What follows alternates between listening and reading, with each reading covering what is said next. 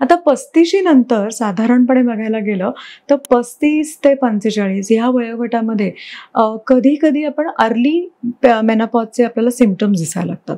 मग त्याच्यामध्ये अचानक वजन वाढ असेल, थकवा येत असेल, केस पातळ होणं असेल, स्किन पिगमेंटेशन असेल, इन्सुलिन रेझिस्टन्स असेल, हाय ब्लड शुगर लेवल्स असतील, हे सगळे शरीरातले बदल दाखवायला लागतं शरीर.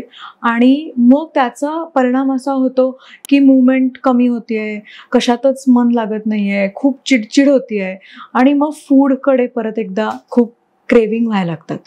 आणि जेव्हा आपण मेनोपॉजचा विचार करतो तो मेनोपॉज मे बी 45 टू 55 ह्या रेंजमध्ये कधी पण येऊ शकतो. पण 35 ते 45 हा जो काळ आहे हा पेरिमेनोपॉजमध्ये जातो.